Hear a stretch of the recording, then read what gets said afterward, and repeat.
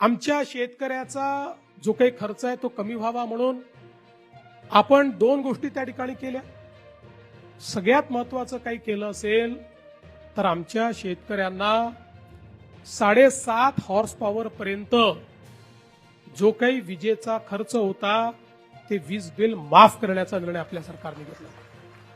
आज याचा कधी कोणी विचार करत नाही. वीज बिल माफ झालं म्हणजे वीज कंपनी जी आहे ती कंपनी स्वतःच्या खिशातनं भरत नाही.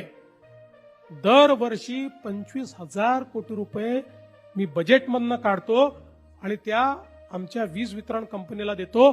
कारण ते जर दिले नाही तर MERC सांगते की जे इतर ग्राहक आहेत त्या सगळ्या ग्राहकांवर हे 25,000 कोटी लोड करा, त्यांचं विजेचं बिल वाढवा आणि त्यांच्या खिशातनं ते वसूल करा. आणि म्हणून दरवर्षी 25,000 कोटी रुपये हे आपण वीज बिल माफीच्या पोटी देतो. आणि मला हेही सांगताना आनंद वाटतो की याच महाराष्ट्राने जवळपास महाराष्ट्रातल्या शेतकऱ्याला आपल्याला माहिती आहे अर्धे दिवस सकाळी वीज, अर्धे दिवस रात्री वीज.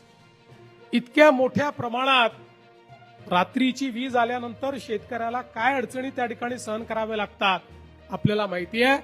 आपण सौर कृषी वाहिनी आणि सौर पंप अशा 2 योजना आणल्या. मला सांगताना अभिमान वाटतो की जे आम्ही सांगितलं आज राज्यातल्या 76% शेतकऱ्यांना आम्ही दिवसा वीज देतो आणि आमचा प्रयत्न हे वर्ष संपता 100% शेतकऱ्यांना दिवसा वीज आम्ही देऊ. आणि 8 तास आम्ही देतो. 10 तास जायचंय, नंतर 12 तास जायचंय. दिवसा 12 तास आमच्या शेतकऱ्यांना त्या ठिकाणी मोफत वीज देण्याचा निर्णय आम्ही करतो. आणि आता याच्याही पेक्षा एक अजून चांगला निर्णय जो आज मी जाहीर करणार आहे.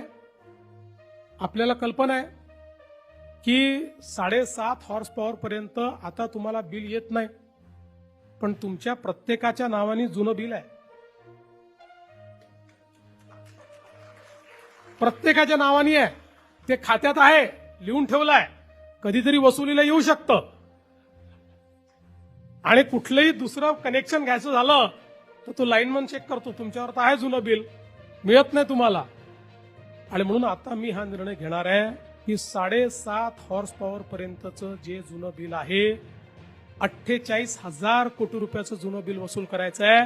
ते 48,000 कोटी रुपयाचं जुनं बिल आम्ही माफ करणार आहोत. शेतकऱ्याची पाटी ही कोरी झाली पाहिजे आणि त्याला नव्याने त्या पाटीवर इतिहास लिहिता आला पाहिजे, या दृष्टीनं घेतलेला हा निर्णय आहे.